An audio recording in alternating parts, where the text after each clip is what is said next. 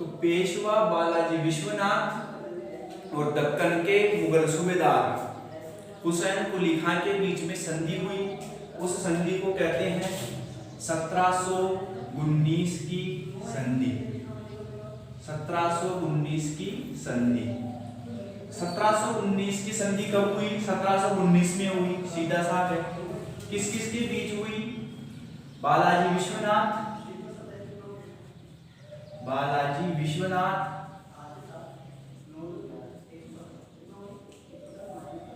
और हुसैन कुली खां, जो दक्कन का सूबेदार है। दक्कन के मुगल सूबेदार हुसैन कुली खां और बालाजी विश्वनाथ जो मराठा साम्राज्य का पेशवा था, उसके बीच में संधि हुई 1719 की संधि। अब इस संधि में क्या क्या प्रावधान रखे गए, क्या क्या शर्तें रखी गई, वो शर्तें हम जानते हैं। तो यहाँ से बहुत अच्छा प्रश्न बनता है, 1719 के प्रमुख प्रावधान बताइए, या 1719 की संधि की शर्तें बताइए। तो 1719 की प्रमुख शर्तें क्या थी वो हम देखते हैं। तो 1719 की प्रमुख रूप से 4 शर्तें थी। चारों शर्तों को यहाँ पर बताता हूँ, ध्यान से जानिए। प्रावधान या प्रावधान बोल दो या शर्तें बोल दो, एक ही बात है। तो अब हम जानते हैं 1719 के प्रावधान यानी शर्तों को। तो इस संधि की पहली शर्त क्या थी? ये संधि किसने की थी? पहले किसने की थी संधि की? इस संधि की पहले किसने की थी? हुसैन कुली खां ने। तो हुसैन कुली खां क्या क्या शर्तें रखता है इस संधि की? देखो, हुसैन कुली खां इसकी पहली शर्त रखता है कि शिवाजी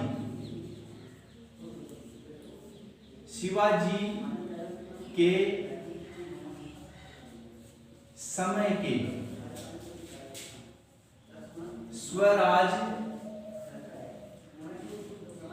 नाम से प्रसिद्ध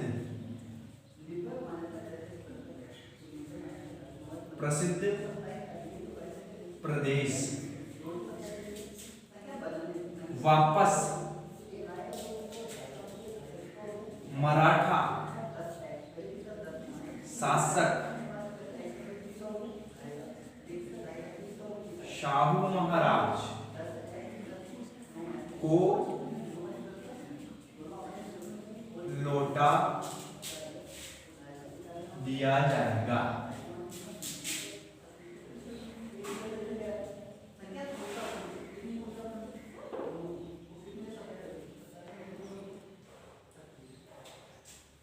इस संधि की पहली शर्त क्या थी? इस संधि का पहला प्रावधान था कि शिवाजी के समय के जो स्वराज नाम से प्रसिद्ध प्रदेश थे वो वापस से मराठा शासक शाहू महाराज को लौटा दिए जाएंगे। यानी शिवाजी ने दक्कन के बहुत सारे क्षेत्रों पर अधिकार कर लिया था। शिवाजी ने दक्कन के बहुत सारे क्षेत्रों पर अधिकार कर लिया था और उन क्षेत्रों को वो स्वराज के नाम से पुकारता था। यानी शिवाजी ने जितने भी क्षेत्रों पर अधिकार किया था वो स्वराज के नाम से करता था उनको, कि शिवाजी स्वराज के, हिंदू स्वराज के लिए लड़ रहा था। तो शिवाजी की जो कहने की बात है वो यही थी कि स्वराज के प्रदेश है ये मेरे। तो शिवाजी ने उस समय दक्कन के बहुत सारे प्रदेशों पर स्वराज के नाम से अधिकार कर लिया। शिवाजी की मृत्यु के बाद में जिन जिन स्थानों पर शिवाजी ने स्वराज के नाम से अधिकार किया था वो सब क्षेत्र मुगलों ने वापस छीन लिए थे। यानी उन सब क्षेत्रों पर मुगलों का वापस से अधिकार हो गया था। तो इस संधि में हुसैन कुली खां ने यही कहा कि जिन जिन क्षेत्रों पर यानी शिवाजी के स्वराज नाम से जो प्रसिद्ध क्षेत्र थे उन क्षेत्रों पर अभी मुगलों का अधिकार, ये संधि हुई उस समय मुगलों का अधिकार था। तो अगर तुम हमारी मदद करोगे, बालाजी विश्वनाथ को कहा गया कि यदि तुम हमारी मदद करोगे तो हम बाद में ये सब प्रदेश वापस से शाहू महाराज को लौटा देंगे। यानी शिवाजी के समय के जो स्वराज नाम से प्रसिद्ध क्षेत्र थे जिन पर अभी मुगलों का अधिकार है वो सब क्षेत्र वापस से आपको लौटा दिए जाएंगे। पहली शर्त तो ये रखी गई, दूसरी शर्त को आप ध्यान रखना। दूसरी शर्त इस संधि की दूसरी शर्त क्या रखी गई? इस संधि की दूसरी शर्त रखी गई, खान देश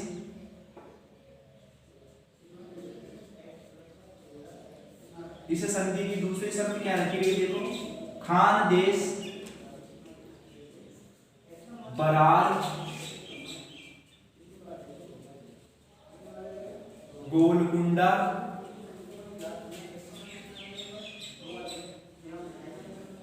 हैदराबाद कर्नाटक के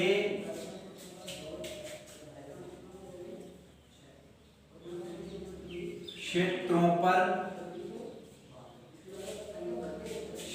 पर मराठों का अधिकार मान लेंगे। इस संधि का दूसरा प्रावधान क्या था कि खानदेश, बरार, गोलकुंडा, हैदराबाद और कर्नाटक, इन सब क्षेत्रों पर मुसलमानों का अधिकार था, यानी ये सब क्षेत्र मुगलों के अधीन थे। ये सब क्षेत्र मुगलों के अधीन थे। तो हुसैन कुली खां ने कहा कि यदि मराठा हमारा साथ देते हैं तो इस युद्ध के बाद में हम इन सब क्षेत्रों को मराठों को सौंप देंगे, यानी मराठों का अधिकार मान लिया जाएगा। खानदेश, बरार, गोलकुंडा, हैदराबाद और कर्नाटक, ये सब क्षेत्र मराठों को दे दिए जाएंगे, यानी इन सब क्षेत्रों पर मराठों का अधिकार मान लिया जाएगा। ये दूसरी शर्त रखी हुसैन कुली खां ने बालाजी विश्वनाथ के सामने। यानी हुसैन कुली खां मराठों का साथ चाहता था, तो साथ चाहने के लिए उसे मराठों को कुछ देना पड़ेगा, तो मराठों को ये सब चीजें दे रहा था हुसैन कुली खां। यानी शर्त रख रहा था कि यदि तुम साथ दोगे और हमारी विजय होगी तो बाद में हम तुम्हें ये सब चीजें दे देंगे। तो इस प्रकार के प्रावधान रखे गए। तो इस संधि का दूसरा प्रावधान ये था जो आपको ध्यान रखना। तीसरा प्रावधान, इस संधि का तीसरा प्रावधान आप देखो, 1719 की जो संधि थी इसका तीसरा प्रावधान था, ध्यान देना, इस संधि यहां ही देखते हैं, इस प्रावधान को हम दो प्रावधान हमने जान लिए।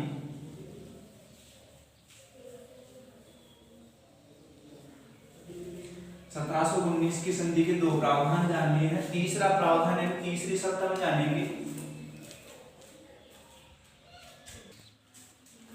1719 की संधि का तीसरा प्रावधान हम जानते हैं। यहां आप ध्यान देना, 1719 की संधि में मुख्य रूप से 4 शर्तें रखी गई थी। वैसे तो चारों शर्तें बहुत प्रमुख थी, लेकिन जो तीसरी शर्त थी वो ज्यादा, उसका महत्व ज्यादा था मराठों के लिए। मराठों के लिए तीसरी शर्त का महत्व सबसे ज्यादा था। यानी 1719 के चारों प्रावधानों में भी जो तीसरा प्रावधान था वो उसका महत्व थोड़ा ज्यादा था, वो थोड़ा ज्यादा महत्वपूर्ण प्रावधान था। तो इस प्रावधान पर आप विशेष ध्यान दें। तो तीसरा प्रावधान क्या था? तीसरा प्रावधान था, हुसैन कुली खां ने कहा कि दक्कन के 6 प्रदेशों, दक्कन के 6 प्रदेशों में से 6 प्रदेशों में से मराठों को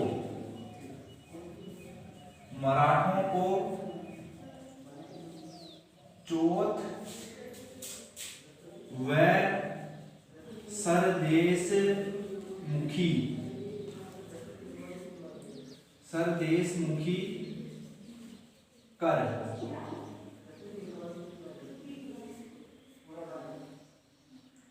सरदेश मुखी कर वसूल करने का अधिकार दे दिया जाएगा। इसके बदले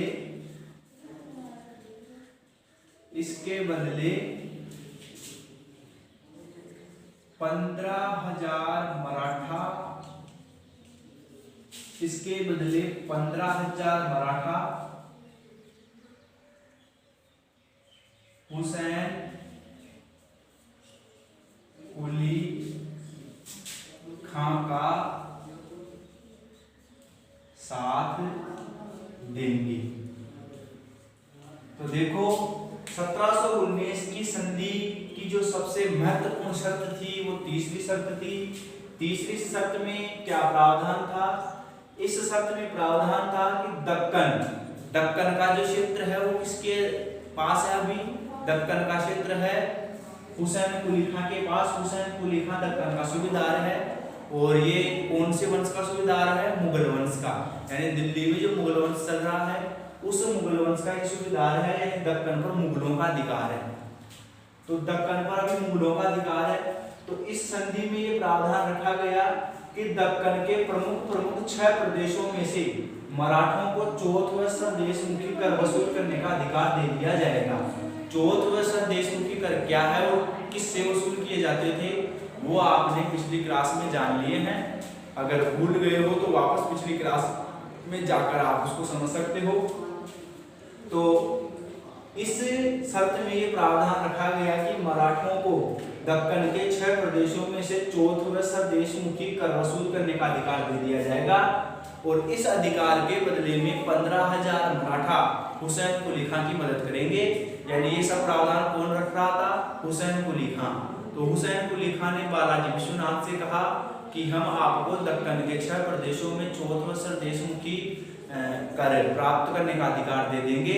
इसके बदले में 15,000 मराठा मेरी सहायता करेंगे फरकुरशियर से युद्ध करने में। तो ये तीसरी शर्त रखी गई। और चौथी और आखिरी शर्त 1719 की संधि की चौथी व आखिरी शर्त थी दिल्ली में नजरबंद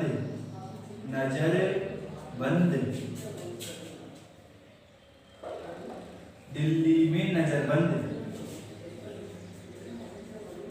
शाहू की माता यसुबाई, शाहू की माता यसुबाई व पत्नी, शाहू की माता यसुबाई व पत्नी व अन्य मराठा राज परिवार के सदस्य मुक्त कर दिए जाएंगे।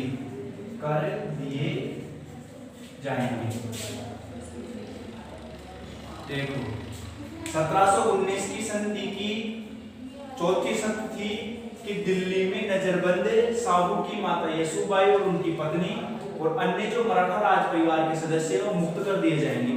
तो देखो जिस समय शाहू महाराज मराठा साम्राज्य के राजा बने ही थे उस समय बहादुर शाह प्रथम ने आक्रमण करके शाहू महाराज को परास्त कर दिया था, क्योंकि शाहू महाराज ने ज्यादा शक्तिशाली नहीं थे। और उस समय तक जब शाहू महाराज को परास्त किया गया था उस समय बालाजी विश्वनाथ भी पेशवा नहीं बने थे, तो इनका प्रभाव भी नहीं था। तो बालाजी विश्वनाथ उस समय नहीं थे।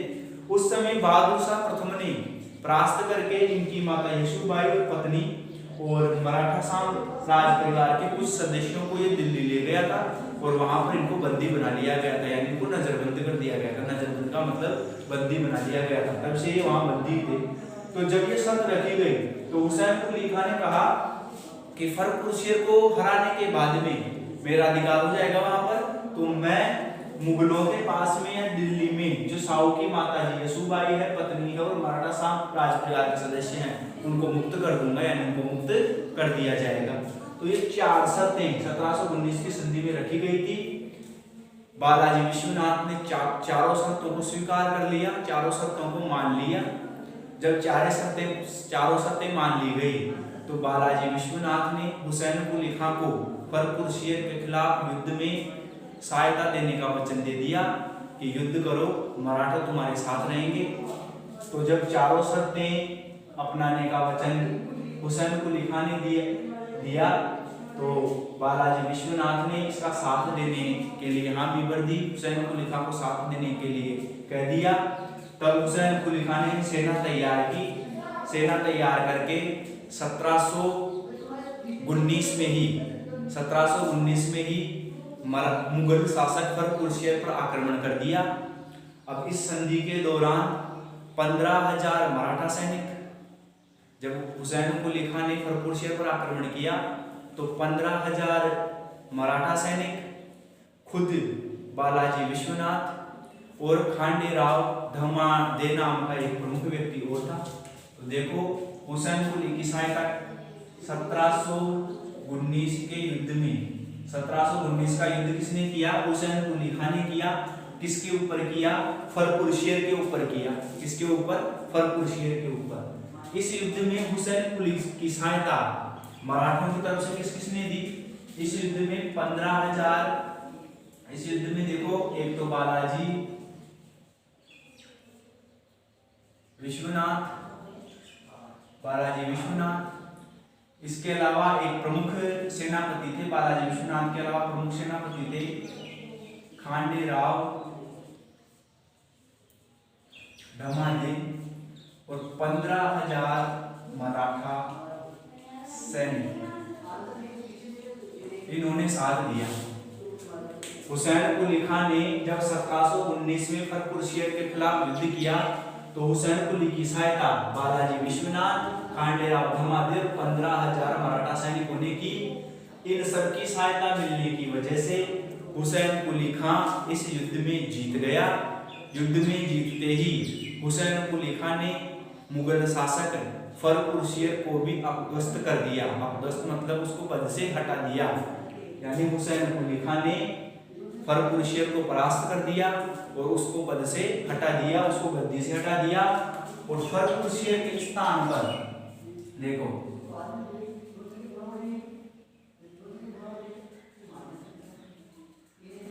फर्रुखशियर को अपदस्थ करके रफी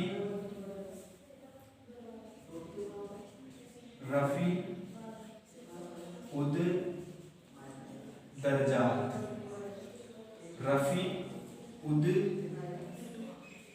दरजात को मुगल शासक बना दिया। तो देखो क्या हुआ, युद्ध में हुसैन कुली खान की जीत हो गई। युद्ध में हुसैन कुली खान की जीत होते ही हुसैन कुली खान ने क्या किया? फर्रुखशियर को अपदस्थ कर दिया, यानी उसको दिल्ली की गद्दी से हटा दिया और उसके स्थान पर रफी उद दरजात को मुगल शासक बना दिया गया। हुसैन कुली खान ने रफी उद दरजात को मुगल शासक बना दिया। इसको शासक बनाते ही सारे अधिकार हुसैन कुली खान के पास आ गए, क्योंकि रफी उद दरजात हुसैन कुली खान का ही विश्वास पात्र था। हुसैन कुली खान ने इसको गद्दी पर बिठाया तो हुसैन कुली खान जैसे बोलता वैसे ही करता था मुगल शासक। तो हुसैन कुली खान ने मराठों के साथ जो संधि की थी, जो 4 प्रावधान रखे थे, उन चारों प्रावधानों को निभाया। चारों प्रावधानों के तहत इस युद्ध में हुसैन कुली खान की मदद करने की वजह से मराठों को काफी फायदा हुआ। मराठों को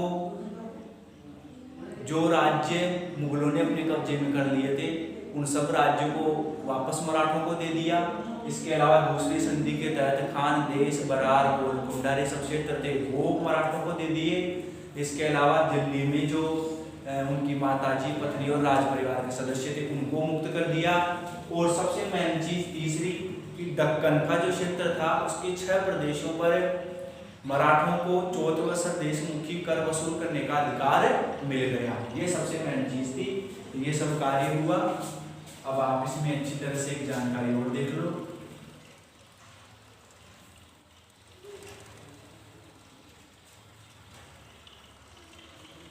ये प्रावधान हो गए हैं अपने।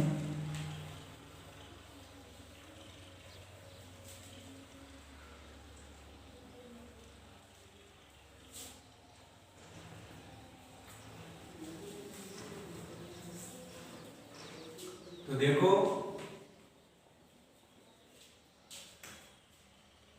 बालाजी विश्वनाथ की सबसे बड़ी उपलब्धि।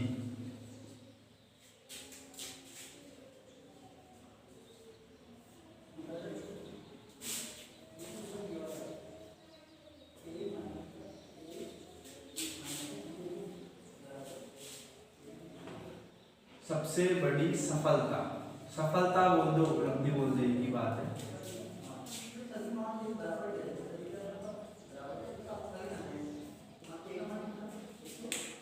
बालाजी विश्वनाथ ने पेशवा पद पर रहते हुए मराठा साम्राज्य के लिए बहुत महत्वपूर्ण कार्य किए और अपना बहुत ज्यादा सम्मान बढ़ाया, अपना महत्व बढ़ाया। बालाजी विश्वनाथ के पेशवा पद पर रहते हुए उनकी जो सबसे बड़ी सफलता थी, उनकी जो सबसे बड़ी उपलब्धि थी, वो क्या थी, वो हम देखते हैं। तो पेशवा पद पर रहते हुए बालाजी विश्वनाथ की जो सबसे बड़ी सफलता थी, जो सबसे बड़ी उपलब्धि थी, वो ये थी, दक्कन के क्षेत्रों में, दक्कन के क्षेत्रों में मराठों को चौथ व सरदेश मुखी कर वसूली का अधिकार मिलना। देखो, ये प्रश्न बन के आ सकता है छोटे प्रश्नों में कि पेशवा बालाजी विश्वनाथ के जीवन की सबसे बड़ी उपलब्धि क्या थी, सबसे बड़ी सफलता क्या थी।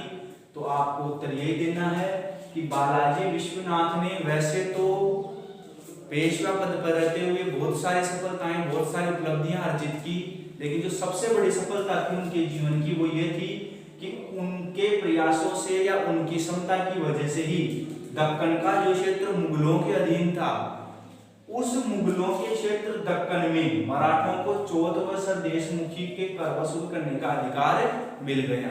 चौथ और सरदेशमुखी के कर शिवाजी ने शुरू किए थे, तो ये कर वसूल करने का अधिकार मराठों को मिल गया दक्कन क्षेत्र में।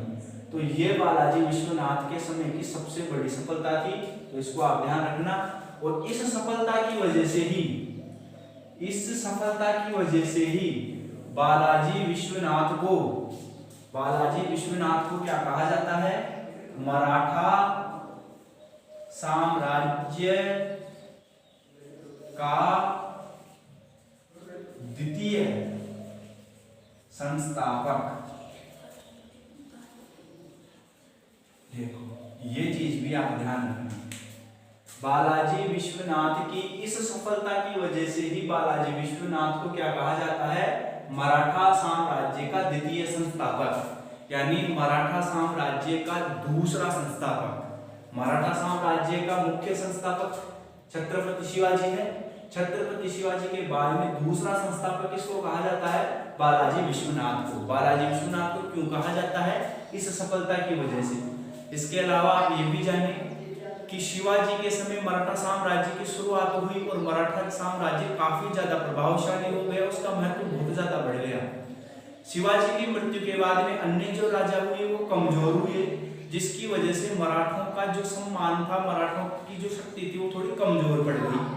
शिवाजी के बाद में कमजोर राजाओं की वजह से मराठों का जो प्रभाव था, उनकी जो शक्ति थी, वो थोड़ी कमजोर पड़ गई, मुगलों की ज्यादा हो गई।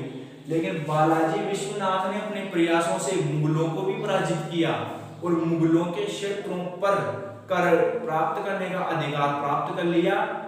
मुगलों को भी बालाजी विश्वनाथ ने अपनी क्षमता से झुका दिया। तो बालाजी विश्वनाथ के समय दोबारा से मराठा साम्राज्य की शक्ति वापस बढ़ गई, जो कमजोर हो गई थी पहले। तो बालाजी विश्वनाथ ने अपनी सफलताओं और प्रयासों से मराठा साम्राज्य के प्रभाव को दोबारा से बढ़ा दिया, दोबारा से उसकी शक्ति को बहुत ज्यादा बढ़ा दिया और पूरे भारत में मराठा साम्राज्य का नाम वापस से सब जानने लग गए। तो इसलिए बालाजी विश्वनाथ को मराठा साम्राज्य का द्वितीय संस्थापक कहा जाता है। और बालाजी विश्वनाथ के बाद से फिर मराठों की शक्ति आगे बढ़ती ही गई और मराठों का प्रभाव बहुत ज्यादा आगे बढ़ता ही गया। बाद में फिर अंग्रेज आए, अंग्रेजों के समय फिर मराठा साम्राज्य धीरे धीरे समाप्त हुआ। तो बालाजी विश्वनाथ ने कमजोर पड़े हुए मराठा साम्राज्य को वापस से शक्तिशाली बना दिया, इसलिए बालाजी विश्वनाथ को मराठा साम्राज्य का द्वितीय संस्थापक कहा जाता है। उसके बाद